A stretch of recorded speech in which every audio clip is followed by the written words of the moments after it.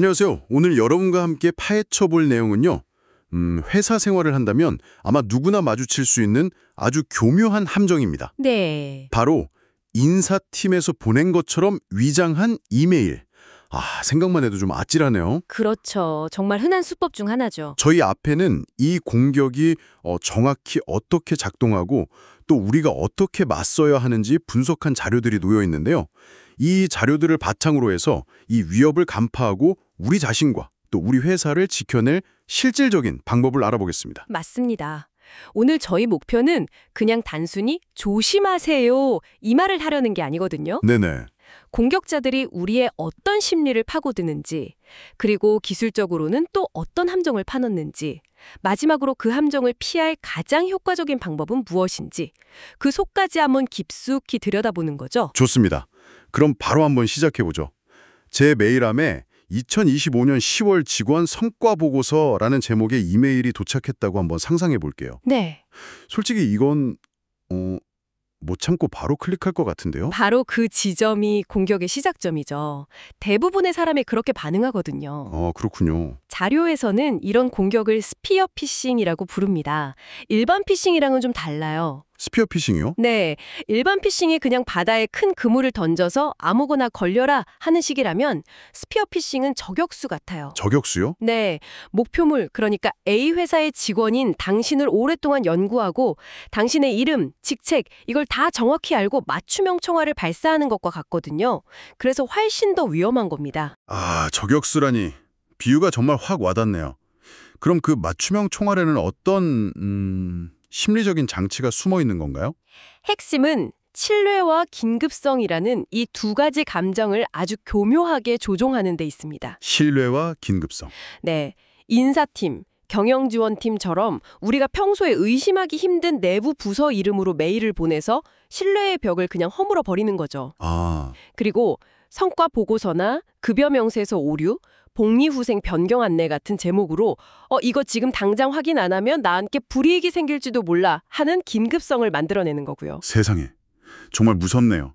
결국 성실하게 일하려는 제 마음, 업무에 대한 책임감, 이런 걸 오히려 저를 공격하는 무기로 사용한다는 거잖아요. 정확합니다. 좋은 직원이고 싶은 마음을 역이용하는 셈이군요. 그게 바로 사회공학적 기법의 핵심이니까요. 자, 그럼 그들이 완벽하게 미끼를 던졌어요. 저는 신뢰와 긴급성 때문에 완전히 속아 넘어갔고요. 제 마우스 커서가 첨부 파일이나 링크 위에서 망설이다가 결국 클릭을 했습니다. 네. 제가 방금 어떤 악몽을 불러온 건가요? 그 순간 크게 두 가지 시나리오 중 하나가 펼쳐집니다.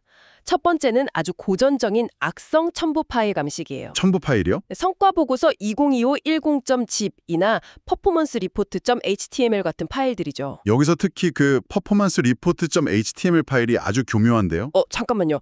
HTML 파일은 그냥 웹페이지 파일 아닌가요?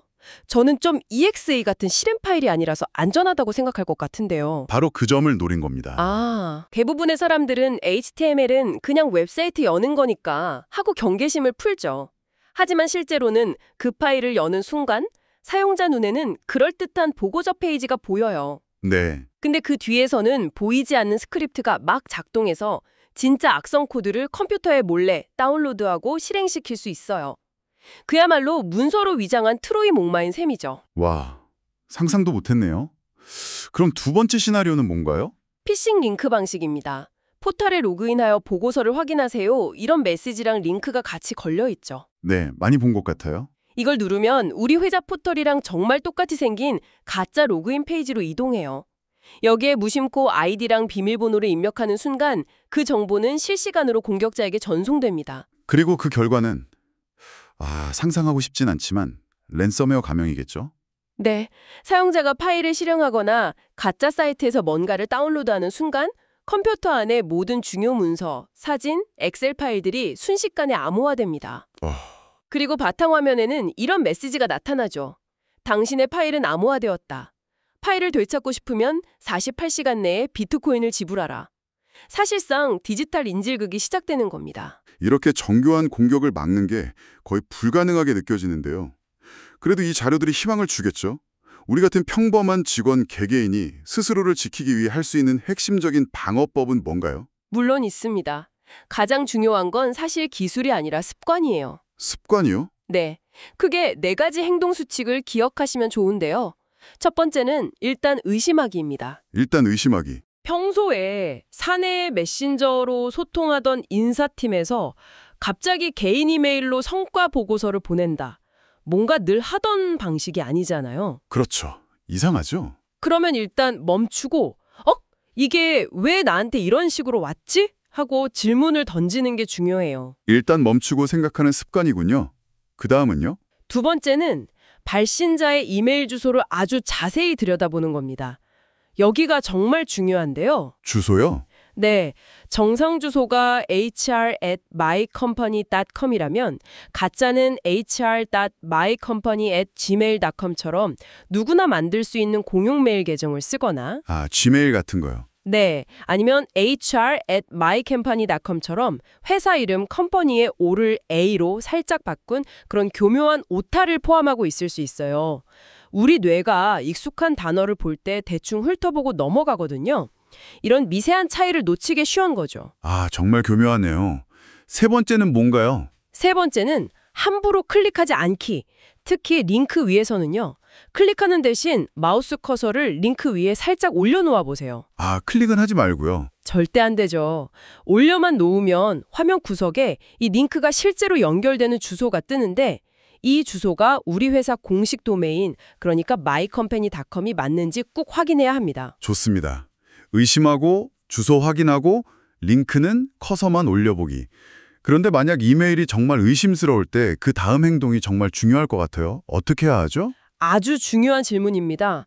자료에서는 절대 그 의심스러운 이메일에 회신하지 말라고 아주 강하게 강조해요. 회신하면 안 되는군요. 네, 회신하는 순간 이 이메일 주소는 사람이 실제로 쓰고 있어요 라고 공격자에게 확인시켜주는 꼴이 되거든요.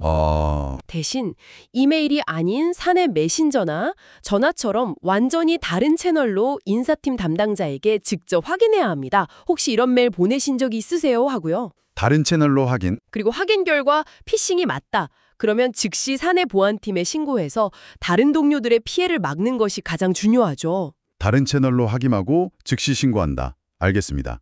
하지만 이 모든 책임을 개인에게만 떠넘길 수는 없잖아요. 개인이 아무리 조심해도 실수는 할 수 있으니까요. 회사 차원에서는 어떤 방어 체계를 갖춰야 할까요? 맞습니다. 개인의 노력은 방어의 일부일 뿐이고 조직적인 방어 체계가 훨씬 더 중요하죠.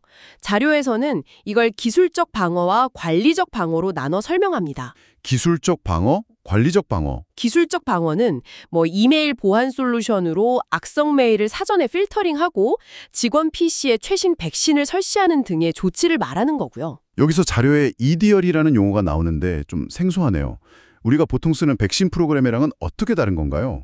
좋은 질문입니다. 일반적인 백신을 건물 정문을 지키는 경비원이라고 생각하시면 쉬워요. 경비원. 네, 알려진 위험 목록, 그러니까 수배 명단을 가지고 있다가 명단에 있는 사람이 들어오려고 하면 막아내죠. 하지만 EDR은 건물 내부의 모든 복도와 방에 설치된 CCTV와 순찰팀에 가깝습니다. CCTV랑 순찰팀? 네, 일단 누군가 건물 안으로 들어오면 그 사람의 모든 행동을 계속 감시하는 거예요. 혹시 허가되지 않은 방에 들어가려고 하거나 이상한 행동을 보이면 즉시 경보를 울리고 제압하죠. 즉, 이미 시스템 내부에 침투한 알려지지 않은 위협까지 탐지하고 대응할 수 있는 훨씬 능동적인 방어 시스템입니다. 경비원과 CCTV 및 순찰팀이라니 차이가 확실히 느껴지네요. 그럼 관리적 방어는 뭔가요? 여기서 자료가 가장 중요하다고 말하는 건 바로 정기적인 보안 인식 교육입니다. 교육이군요. 네, 이론만 가르치는 게 아니라 오늘 우리가 이야기한 것과 똑같은 가짜 피싱 메일을 직원들에게 보내보는 모의 훈련을 하는 거죠. 모의 훈련이요? 직원들을 직접 겪어보고 식별해서 신고하는 훈련을 반복하면 실제 상황에서의 대응 능력이 몰라보게 향상됩니다. 제가 아는 한 회사에서는 공격을 막았던 직원이 가짜 이메일 로고의 파란색이 공식 로고보다 미세하게 연해서 알아챘다고 하더라고요. 그 디테일 하나가 회사를 구했군요. 정말 대단하네요. 이런 디테일을 볼 수 있는 눈은 훈련을 통해서만 길러지거든요. 네. 그리고 만약의 사태에 대비하는 최후의 보루, 어쩌면 유일한 보험에 대해서도 언급하고 있습니다. 바로 3-1 백업 원칙입니다. 3-1 백업. 원칙은 간단해요. 중요 데이터는 최소 3개의 복사본을 만들고요. 이 복사본들을 하드드라이브, 클라우드 서버 등 서로 다른 종류의 미디어 2곳에 나눠서 저장합니다. 그리고 그중 1개는 반드시 인터넷과 연결되지 않은 오프라인 상태이거나 회사와 물리적으로 떨어진 원격지에 보관하는 거죠. 아, 하나는 완전히 따로 보관하는 거군요. 네, 이렇게 해두면 설령 회사 전체가 랜섬웨어에 감염돼서 초토화되더라도 오프라인 백업번으로 데이터를 완벽하게 복구할 수 있습니다. 자, 그럼 정말 최악의 상황을 가정해 볼게요. 제가 실수로 파일을 클릭했고 화면에 랜섬 노트가 떴습니다. 심장이 철렁 내려앉고 막 패닉에 빠질 것 같은데 바로 그 순간 제가 가장 먼저 해야 할 일은 뭔가요? 당황스럽겠지만 침착하게 대응하는 게 중요합니다. 가장 먼저 해야 할 일은 즉시 네트워크를 경리하는 거예요. 네트워크 격리? PC에 연결된 랜섬을 뽑거나 와이파이를 꺼야 합니다. 랜섬웨어가 사내 네트워크를 통해 다른 동료의 컴퓨터나 중요한 서버로 퍼져나가는 걸 막아야 하니까요. 이게 정말 제일 먼저 해야 할 일인 거죠. 네트워크 차단. 알겠습니다. 당황해서 일단 컴퓨터 전원부터 꺼버릴 것 같은데 그러면 안 되는 건가요? 네, 섣불리 전원을 끄면 안 됩니다. 일부 랜섬웨어는 재부팅 과정에서 암호화를 추가로 진행하거나 데이터 복구에 필요한 정보들을 삭제해버릴 수 있어요. 아, 더 위험해질 수도 있군요. 그렇죠. 보안팀 전문가가 도착해서 지시를 내릴 때까지는 네트워크만 차단한 채 현 상태를 그대로 유지하는 것이 좋습니다. 그리고 당연하지만 보안부서에 즉시 신고하고 절대 공격자에게 몸값, 즉 랜섬을 지불해서는 안 됩니다. 왜 몸값을 지불하면 안 되는 거죠? 파일을 되찾을 수 있는 유일한 방법일 수도 있잖아요. 돈을 낸다고 해서 파일을 복구해준다는 보장이 전혀 없기 때문이에요. 아, 정말요? 네, 돈만 받고 사라지는 경우가 허다하죠. 설령 운 좋게 파일을 복구해준다고 해도 공격자들은 이 회사는 돈을 내는구나 하고 판단하고 자신들의 우수고객 명단에 올려놓습니다. 우수고객이요? 결국 더 많은, 더 집요한 공격의 표적이 될 뿐입니다. 악순환의 시작인 셈이죠. 오늘 이야기를 나눠보니까 인사팀 사칭 랜섬웨어 공격은 정말 기술과 심리가 정교하게 결합된 위협이네요. 그렇죠. 공격자들은 우리의 신뢰와 성실함을 이용하지만 우리의 가장 강력한 무기는 결국 건강한 의심과 확인하는 습관이라는 생각이 됩니다. 이게 왜 나한테 이런 방식으로 왔지? 이 작은 질문 하나가 회사 전체를 구할 수도 있겠군요. 맞습니다. 이 자료들은 인사팀 이메일에 초점을 맞췄지만 사실 이 공격 방식은 재무팀, 법무팀, 심지어 CAO가 보낸 것처럼 위정한 이메일에도 똑같이 적용될 수 있어요. 아, 그렇겠네요. 오늘 논의를 마치면서 여러분께 마지막으로 생각해 볼 질문을 하나 드리고 싶습니다. 지금 여러분의 메일함을 한번 열어보시죠. 그 안에 있는 수많은 신뢰할 만한 발신자들이 보낸 이메일들 중에서 겉보기와는 전혀 다른 위험을 품고 있는 이메일은 과연 단 하나도 없을까요?